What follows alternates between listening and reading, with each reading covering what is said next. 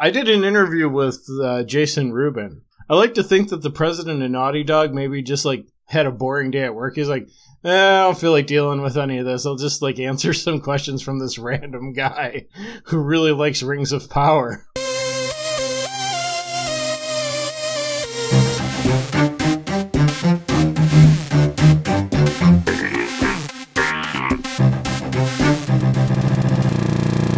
Welcome back to Cartridge Based Radio. I am Donald, joined once again by Brad. Hello. Brad, welcome to the fall of 1997. Sure. My house looks about the same. I was expecting that it would be covered in Spice Girls posters and Austin Powers memorabilia, but okay, if you say this is 1997, then I'll go along with it. In a way, it's fall of 1997. For the next 9 weeks, we're going to talk about the fall of 1997 and what a wonderful time for video games it was. This was maybe my all-time favorite period of gaming. Not that you normally sit down and you're like, what were my favorite 3 consecutive months of gaming? But if you were to do that, I think probably, kind of third quarter of 1997 is probably where I'm going to come out down. There were just so many really great games that came out in a relatively short span of time. Today we're going to talk Goldeneye. Next week we're going to talk Final Fantasy VII, and that scheduling isn't just random. Like, those games came out just over a week apart from each other. And then 6 weeks later, Castlevania Symphony of the Night came out. So, the next 9 weeks we're gonna find a game that came out either pretty near when it came out a decade ago. Two decades ago, yeah. 2 decades ago. Wow, I knocked over my walker while trying to remember how many decades it was. It's going to be a good time for you to walk down memory lane if you had a PlayStation, N64. I guess those were the 2, weren't they? Yeah. Saturn was like, hey, I'm over here, guys. I want to play. Saturn was pretty much dead by that point. We've talked before. The Saturn was DOA. Yeah. Not only were there a lot of really great games that came out during this period, but a lot of them were really kind of unique or innovative, including the one that we're going to be talking about tonight, Goldeneye. For a console shooter, is very, very ahead of its time. Many hours were spent with my friends playing the multiplayer. It was a fantastic time. So the 4 players split screen, where one friend's like, stop looking at my screen. And you're not. They just suck. Anyway, we're probably mostly going to be talking about the single-player adventure here. 007 Goldeneye for N64. When did it come out, Brad? Late August 1997. I want to say August 25th, but I don't think I can really verify that date. It's just kind of a number stuck in my head. Kind of a weird thing about Goldeneye is it was... And this is typical for games back then, especially for N64 games. It was delayed like a billion times, and all of a sudden it actually came out, and I don't think people really believed it. They're like, what do you mean Goldeneye is out? That's not really happening, right? I have, like I said, lots of memories of Goldeneye multiplayer, but when I fired up the single player, I was like, holy crap, I remember this. I mean, really, as soon as even from the intro screen, it was just like, I really felt like I had jumped in a time machine and just gone back. Like, it felt in my mind like it was the late 90s again, and I was right there reliving Goldeneye. So earlier today, you and I were trying to decide what our one big question for Goldeneye was. We played with the idea, was he the worst secret agent ever? Was he trying to start a world war? What did we land on? I think our big question for the show is he a rogue agent who's trying to start a world war? Or is he doing exactly what he's been told to do, and it's just like a very bad plan? Maybe the British government's actually trying to start a world war. All right, so Goldeneye for the N64 made me realize I retained nothing from the story of Goldeneye the film.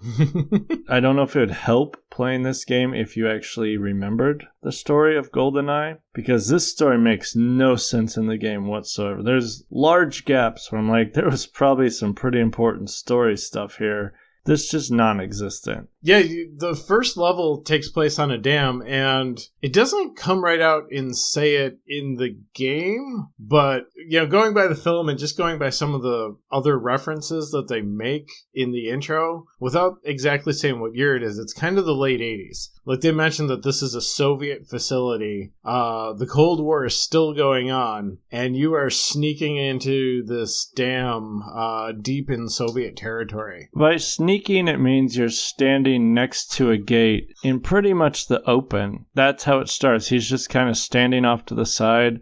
Where he's standing, a truck just passed, so those drivers are probably like, who's that British man? He's like, I don't get paid enough to care who that British man is in a tuxedo on a dam in the winter in Russia, which, okay. The first thing you do as a secret agent in Goldeneye for the N64 is just start murdering everyone you see in just the most horrific fashion. You're just basically going room to room with an AK-47 gunning people down. Yeah, one thing about Goldeneye is you can play stealth in this game for maybe the first 10 seconds of every mission before it just becomes kill fest. And the very first level, I don't even think you get to go that long. Like, it opens pretty much as you said, like, you're just kind of hanging out outside the gate, waiting for a truck to pull up, and then you just walk in with the truck while the gate's open, and then you come up to some Soviet guards, and they're like, hey, this is a military facility, and I think you might not supposed to be here. And then you just shoot them, and then you keep shooting them. It has very generous auto-aim. So all you really do is hold down the trigger, and he points at everyone's chest, and you're just gunning people down left and right. And the N64 actually could throw quite a few people at you. I was surprised, because it's just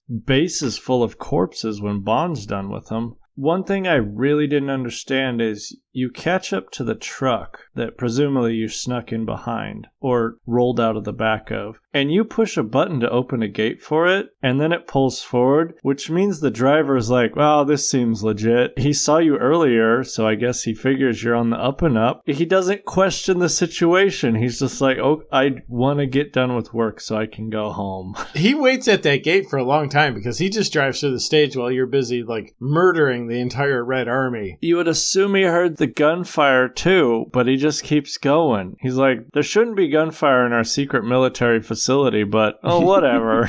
And, you catch up to the truck and he's just like, hey, could you hit the button for me? Nobody else is coming out to open the gate for some reason. And, you just push the button. He's like, and then he drives through and he's like, thanks, buddy. You are comrade best. And then he's just easy to run up to the guys on the other side of the gate and start gunning them down. He's like, oh no. I think he was the only survivor of that entire level. All his friends are dead and he just sat in the truck. And Bond's like, yeah, you helped me out. You're okay. And then that level ends with you committing suicide. It's a bungee jump. Is it a bungee jump? Well, I mean, you're around for level 2. But in the game, it's like, where do I go? I didn't remember that part. I was like, well, this is the only place to walk. And then the camera just sort of falls off the dam. And then it dramatically and cinematically shows Bond jump off. But they didn't render any sort of cord or anything. So it's just Bond jumping off the dam. And then suddenly you're in an air vent. The stakes go up even higher for that second level because you blow up a military base in the second level. And, that's your mission. It's not like it's not like things went wrong and you blew it up to be a distraction or something. Like, they give you a bunch of explosives and they're like, blow up this base. And presumably that base is at the bottom of the dam or inside the dam. It's got to be connected to the dam in some way. And yeah, it must be at the bottom of it because you jump off the dam to get there. Blowing up a facility at the base of a dam is probably going to damage the dam. And there's probably some cities down the river that are not going to survive that much water crushing them. So the body count instantly is, in the hundreds of thousands. This is clearly an act of war. This is a foreign national coming into a military base and exploding it and killing all the soldiers inside. And the worst thing you do in that mission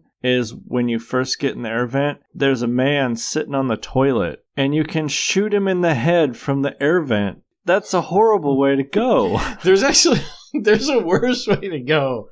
One of the things that's innovative about this game that, games back then didn't do is the enemies will react to being shot, and they'll react to how they were shot. So if you shoot somebody in the leg, like they'll kind of stumble a bit. If you shoot them in the butt, you get like a real comical, like they jump up in the air and then they put their hands over their butt. But if you shoot them in the crotch, like they'll double over and everything. And then, if you only do it once, they'll shake it off and come after you because these are Russians and they're tough. But if you shoot them in the crotch enough, they'll die. And you can the way they die, you can tell that their last thought is, everybody's going to know I died from getting shot in the groin. When you send the letter to my parents, don't tell them this. He probably really hated the British as he went out. In that base, again, I do not remember the story of this game. I failed that mission quite a few times because I was looking for tanks to blow up, not thinking like giant chemical tanks. It's like, where are these tanks? And I kept failing it. But one of the times I walked up to a guy and Bond's like, okay, Professor Doak, it's time to go. And that guy runs away and he wasn't in the same room the second time. So presumably in that playthrough, he died when the base exploded. You're supposed to get him out. Like, that's one of your objectives on some of the higher difficulties is, like, make sure that our double agent, like, gets out. My favorite part about that level is just, like, as it's ending, you blow up all the chemical tanks. The factory or base or whatever is exploding and filling up with poison gas. The agent that you were supposed to have helping you has gotten caught and is like being executed or something. Like everything's going wrong, and like the cutscene as you end the level is just like James Bond like casually strolling out of the exploding base and like looking at the camera and trying to look all suave, and it's like Sean Bean's still in there. You gotta save him. There's not enough polygons on Bond's face in this game for him to look suave at any point. He doesn't have a face. It's just like this like blank slate. Like someone just snapped a picture with a Coolpix camera and was like, that's a good enough texture. They probably used the Game Boy camera and then like printed it out on that little receipt printer and then scanned it into their software after coloring it with a color pencil. And then so you have to escape this horrific thing you just did to this dam. So you run outside and you have to steal an airplane, which is guarded by 2 miniguns. So, yeah, here's the thing to think about. We do like to talk about geography on this podcast a lot. These levels go top of a dam, jump off the dam, in a military base, and then on the runway outside. And the runway ends at like this giant cliff. They're like, hey, this waterfall sucks. We're going to stop this giant majestic waterfall to build our secret chemical warfare base. Now, I am almost certain that is not... Like, I think the whole point of building a dam is to kind of create, like, an artificial waterfall to generate electricity from. If you just have a waterfall, you don't need to build a dam. You just use the waterfall. You could, but we just discussed how this base is set up. There's no river when you run out. There is a cliff with an airplane, and generally dams let out into a river, not just off a giant cliff. Maybe in the Soviet Union they just build dams where there isn't even any water as part of like a make-work program for the glory of communism. They generally don't stand up though unless they have water pressed up against the back of them. Also, if that dam let out some water, to keep from flooding over, everyone who works on that airstrip's gonna die. The weird thing about that airstrip is they have like a surface-to-air missile launcher. They have like a couple of miniguns. There's a tank on the runway, and the only airplane on the whole thing is like a little Cessna. It's like, here's our Air Force. Like, did they have a Cessna model from a different game laying around? They're like, meh, good enough. Like, no, it's not. He's not going to steal a MiG or something. I mean, Bond wouldn't know how to fly a MiG. He steals a Cessna. There's no way, like, the military would scramble jets to catch him. Like, actual jets. The aforementioned MiGs. Like, oh, we can't catch him. He's in a Cessna. Those things are impossible to track. the beginning of Goldeneye has nothing to do with the rest of Goldeneye. It's all just a setup for spoilers. Is he 006? Yeah. Anyway, Sean Bean is a traitor, and he's actually the enemy in the rest of the game. But that was a very elaborate setup just to say this guy that you met for 4 seconds is actually the secret villain. Yeah, I think, what it comes down to is, like, those were the 3 fun levels of the game, and they put them right at the beginning, which is a smart thing to do. And, like, storyline-wise, you could have just, like, done it all with a cutscene or, even just some text to be like, 10 years ago, this happened, and now, like, this is going on. But they're like, these are the fun levels, and we should probably put those in the game. And then you go to a not fun level, which is the snow level, where Bond is dressed like a jackass. So you have this big, like, poofy coat that surrounds his head, his weird square polygon N64 head. So you have just this, like, giant dome. So the enemies, in theory, should see you coming, but enemies in this game ignore you, right?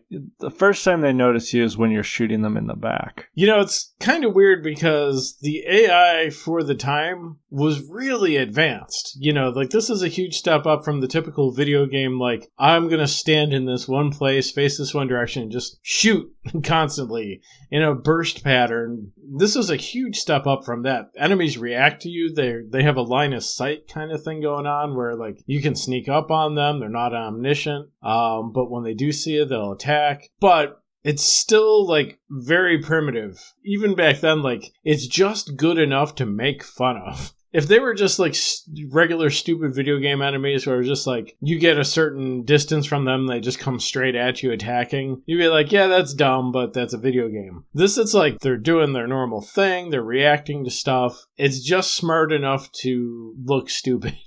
I got tired of reading the mission briefings. It's a huge wall of text. You could probably somehow tell this in the game. Wasn't there speech in this game? Or did I make that up in my head? I think you might have made that up in your head. Anyway, when someone talks, it's just like this huge block at the top of the screen with the person's name. And occasionally it'll say their name as they introduce themselves in the text. And I was like, you just wasted some memory on this really crappy JPEG of text that's really hard to read. So Goldeneye is something. It's in space from what I gathered. And it's bad? Yes. In the movie, it's an EMP device. So it can, like, shoot, like, an EMP beam wherever it wants and, like, knock out all the electronics in a city or whatever.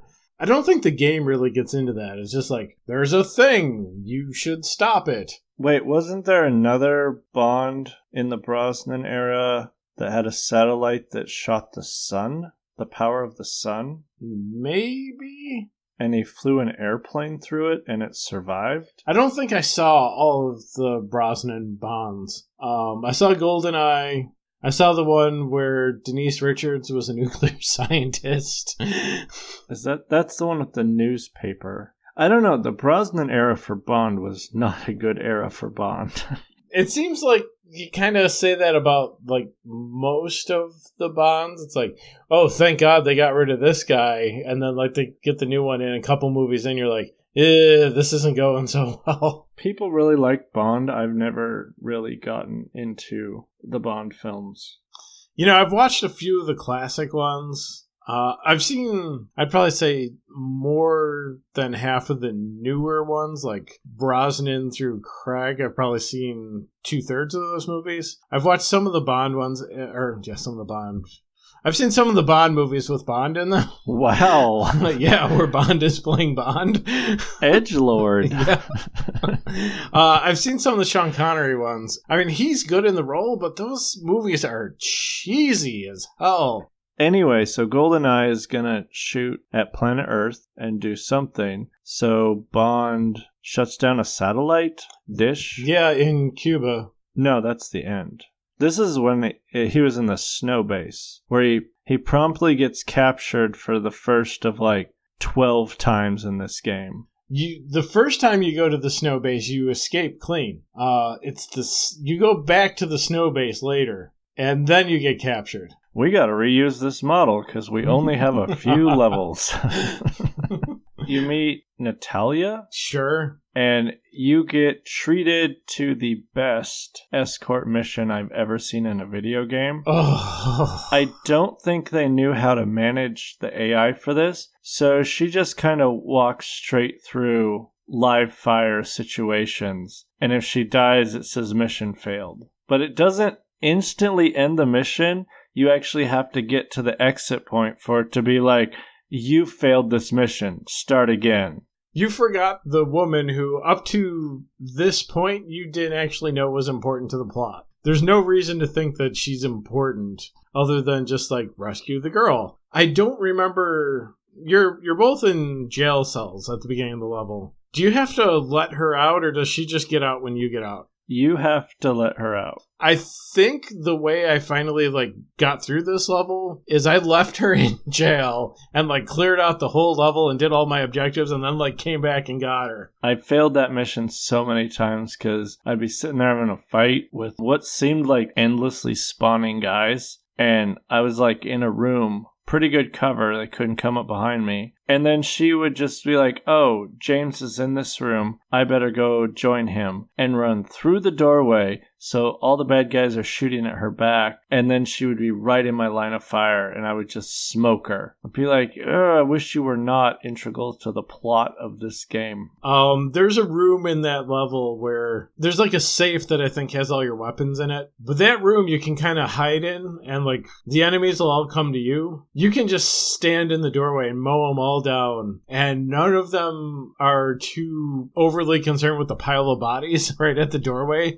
that they all just keep coming in. None of them like try to get a grenade or, you know, a matchbook that they just kind of throw in and hope makes some smoke or anything. Well, they heard the dangers of having explosives in bases, so no one's allowed to have a grenade in a base because that dam blew up and it was bad. So the worst level in the game is the train level. There's more than a couple candidates for worst level in the game, but the train level is definitely up there. I want to tell you why it's the worst level in the game. At the end, 006 is like, it's me or the girl. And obviously you have to shoot the guy that has the girl, because you're James Bond. And there's a little door, and there's a bunch of little metal plates that you have to shoot. Oh. And the aiming in this game is not good enough for you to be able to efficiently shoot those. And if you fail, you get to go back to the start of the mission. Yeah, there's no checkpoints in this game. As much as we want to like spend the next 10 weeks like talking about like all the glories of 1997 gaming, checkpoints in the middle of a level weren't really a thing back then. And it really sucks in a game like this. It especially sucks in the train because most games where you fail a mission, you're like, okay, I've seen the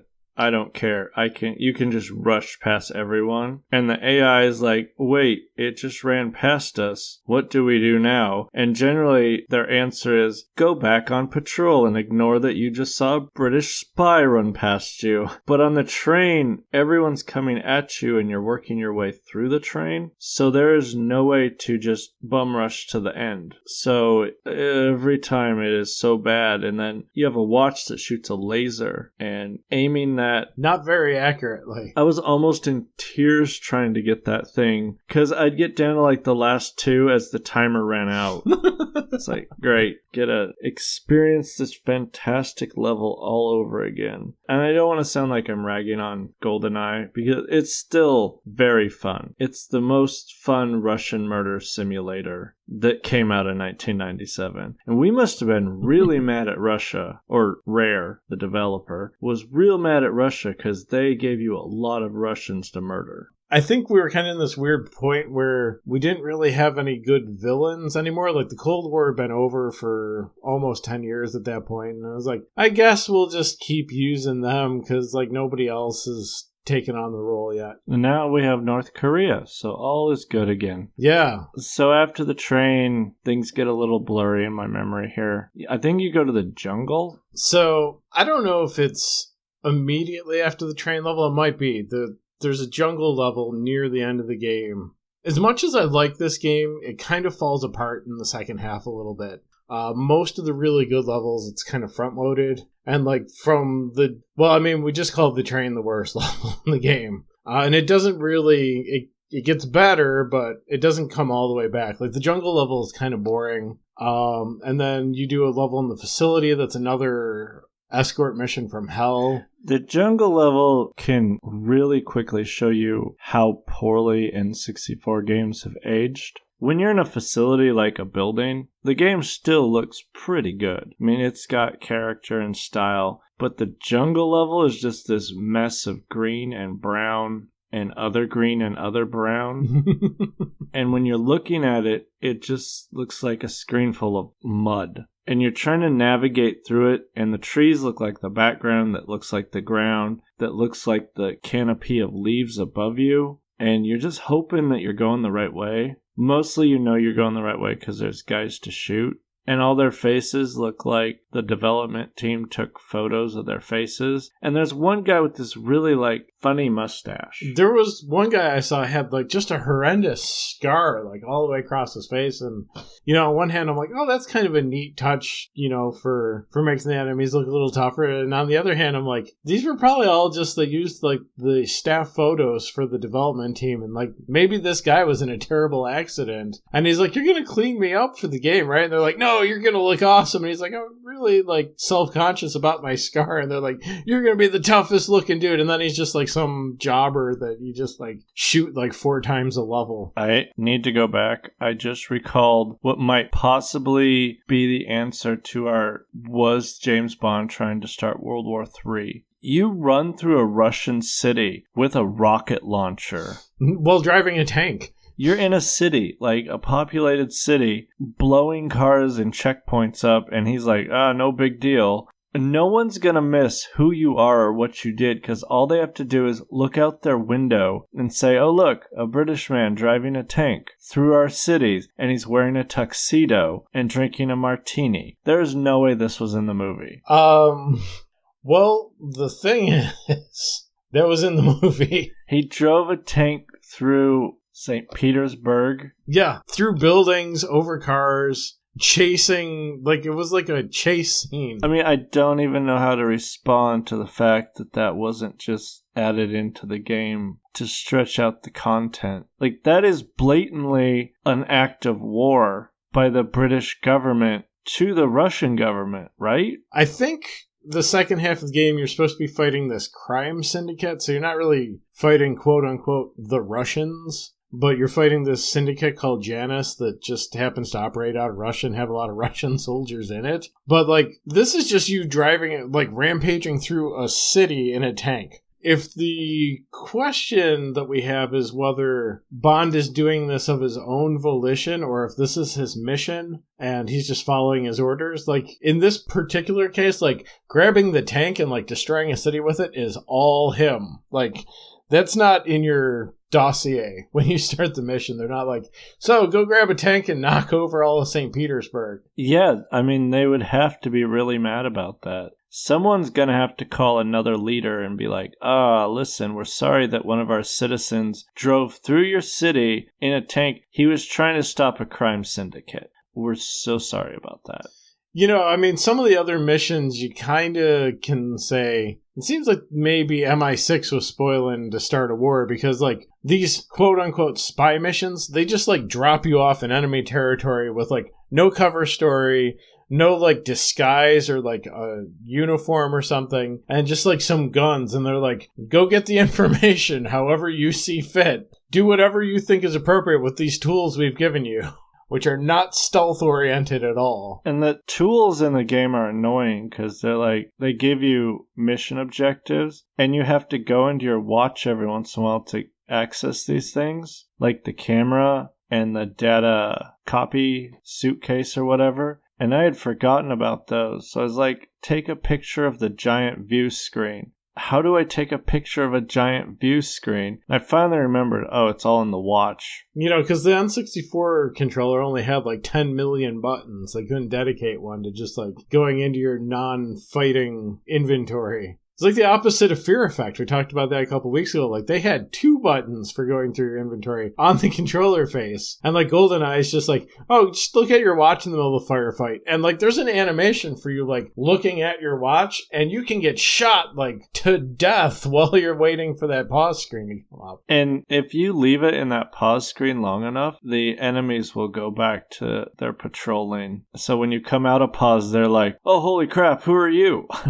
So they're just walking around the base, and there's a guy in a tuxedo staring at his Rolex. And they're like, that seems fine. But the minute he looks away, they're like, oh, I didn't see your face clearly before. You're James Bond. I kind of want to talk about one of my favorite weapons in the game, which is the club.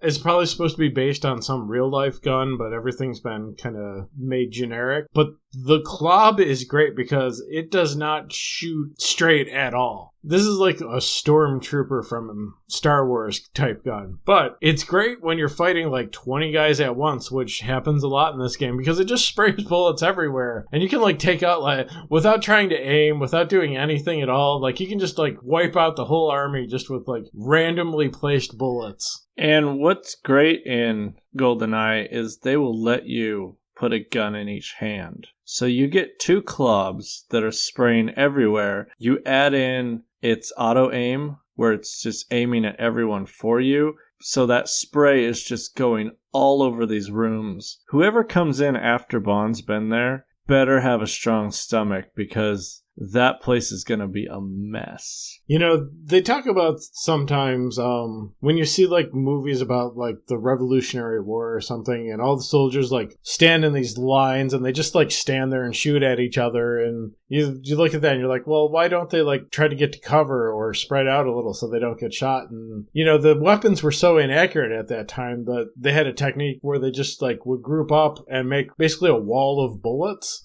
move at the enemy. And like the club can do that all on its own. Like you just hold down the trigger and you make your own one-man wall of bullets that just takes out all the enemy. And it's not terribly powerful, so it takes quite a few shots to drop someone with it. Yeah, plus, as we've established, these are Russians, so they're super tough.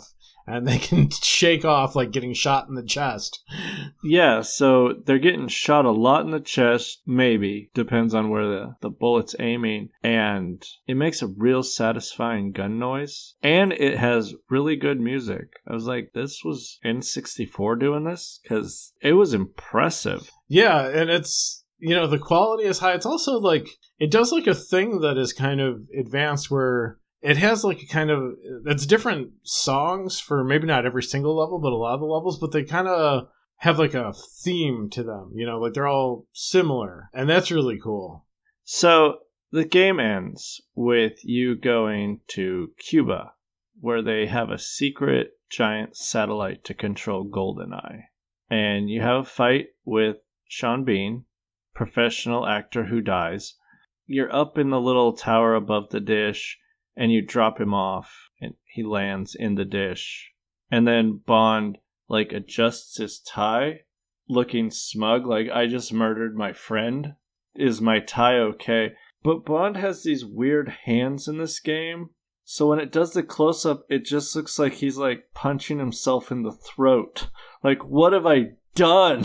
Like, you could take him back to maybe be on a trial. I mean, you were good friends for a long time, and like, I'm gonna murder you because that's my mission. And the whole time he's like, James, you're working for just psychos who want war in the world. And James like, no. Maybe Alex was right the entire time. Where he's like, I'm trying to prevent war using EMP weapons to shut down militaries. And Bond's like, oh, I'm gonna kill you for that. I'm gonna wipe out all of St. Petersburg trying to stop you from doing that. And is there a park in St. Petersburg where they're just building statues? It was like a statue junkyard. Like, they call it the park, but I think it was just the dump. You know, like, communism ended. They had, like, statues of, you know, Lenin and Stalin and probably some more minor figures that we don't learn about here. But, yeah, they built statues of all their leaders to kind of reinforce the authority of them. And then when that ends, like, you just take all those statues down, you throw them in the junkyard, and call it a park, apparently. And you meet a guy in there in a container, And he's like, I have information from you. He'll meet you at the statue of Lenin. And he's like, I better go because they might think I'm talking to a spy. So you are talking to a spy. And B, there's only one place you can run in the map. And if you go to the statue of Stalin before you talk to him, he doesn't show up. So you have to go back and talk to him and then run back to the statue. Yeah, like this park is like real, because it's just like old Soviet era statues that they've torn down and like tractor trailers and with spies in them. Then this park leads to a giant war archive. Like their front lawn is just this park full of half-built statues that are scattered all over. And it's not even like level or anything. It's in a valley of sorts. Someone blows up a helicopter in front of him and they're like, whoa, you're captured again, James. And he's like, oh, man. One of these times they'd be like, hey, you're the guy who is causing so much collateral damage. Just get on your knees. We're going to put a bullet in your head. But they're always like, no, we better put you in a jail cell with your fancy watch. Because you will not escape this jail cell. Always been kind of a running joke with James Bond, though. Like, why don't they just kill him instead of, like, trying to be all elaborate about it? But, like, this isn't even, like, a government agency or anything. This is a criminal organization. Like, they don't need him alive at all. You know, if you're, like, the military, you might, like, you know, be used to, like, somebody surrenders and you capture them. But, like, these are just gangsters. Like, why would they not just shoot you on sight? Like, there's nothing to gain from... They're not going to question you. When you were in that jail cell, did you talk to the guard? Maybe not. So Bond tells her that he has a brilliant plan for escape. Then if you talk to the guard, he says, hey, my stomach hurts. And the guard says, I wasn't born yesterday. And she's like, oh, that was brilliant. It's like, that's actually kind of a neat little thing that they put in there. You're supposed to use your watch to get the key. No one tells you that. I always preferred the Metal Gear approach to escaping jail, where you just, like, get a bottle of ketchup and you break it on the ground and lay in it, and it's supposed to be, like, you know, the guard thinks that you've been injured and you're bleeding, and the guard just, like, sees it, he runs in, he's like, ooh, ketchup, that's delicious! He grabs a thing of fries, and starts dipping it all over you, and then you just kill him.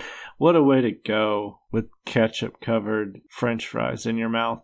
Yeah, you know, I think in this show we've covered, like, the best and worst ways to die now. Our scale is 7 bullets to your crotch, 2 mouthful of ketchup-covered French fries. You know, it's like the exact opposite. It's like, when you write the letter to my parents, let them know exactly how I died. Full of fries. He went out the only way he would have wanted to go. Nothing like old bullet grind. So, and then at the end, you know, obviously James gets the girl. Yeah, and for the end credits, you're treated to, like, the most awkward makeout scene. Yeah, it's like, oh, you don't have stop. balls or fingers. You barely have noses. You have 3 triangles sticking off your flat face, and you're just grinding your face polygons together, and your weird ham fist hands are like rubbing each other. Like, no, stop this. It's like the weirdest fight. It's secretly Punch Out.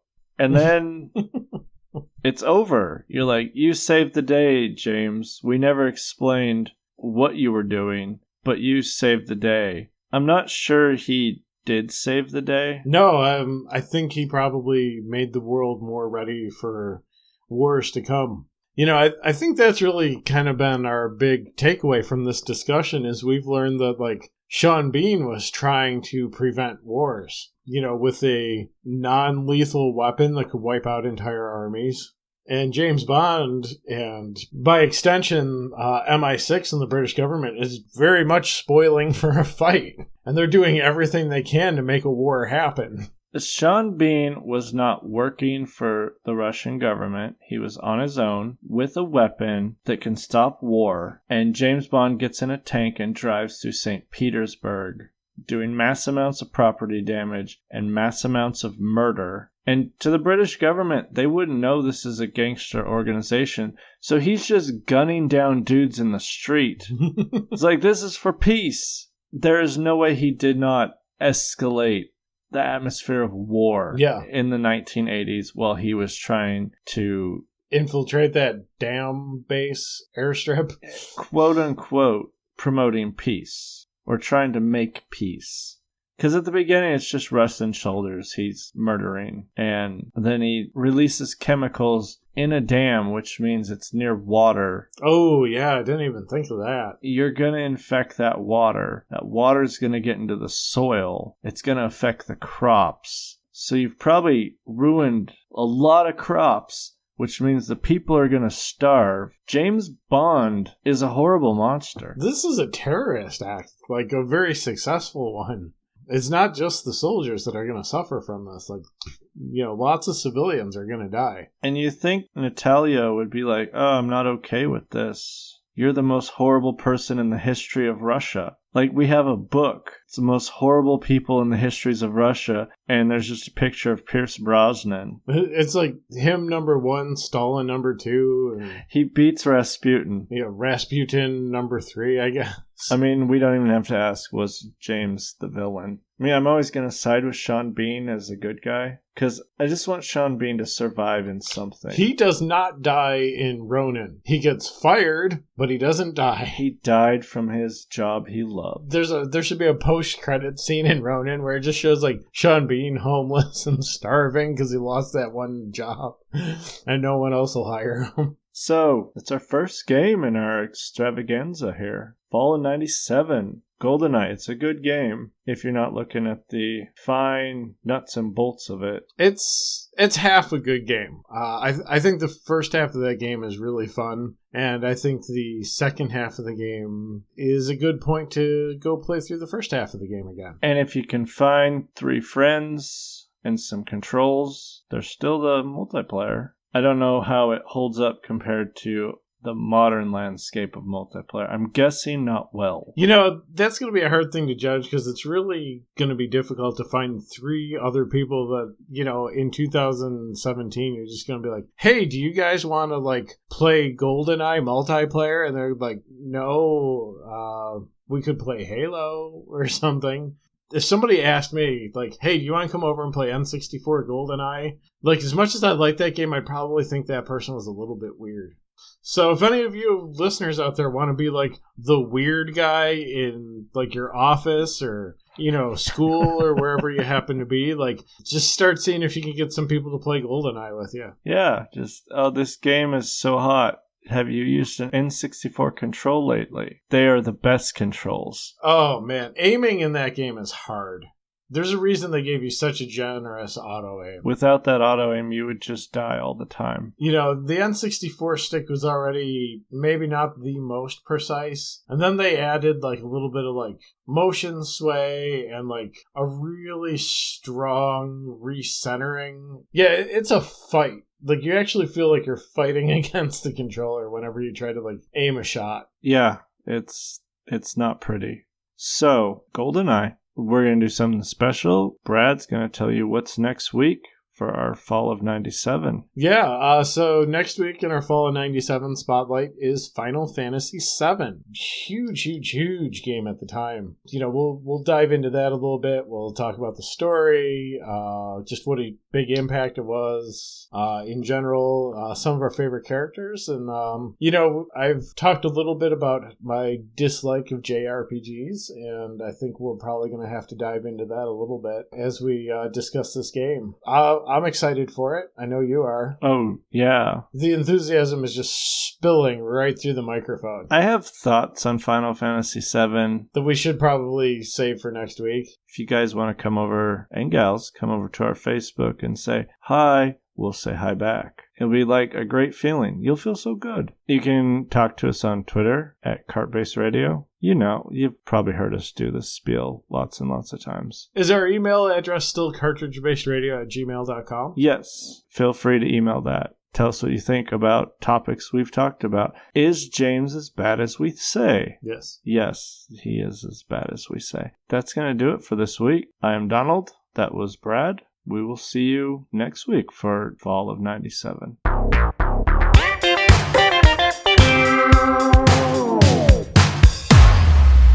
That definitely is a level. I gotta stop for like 1 second. I have a cat trapped in the room that really wants to get out.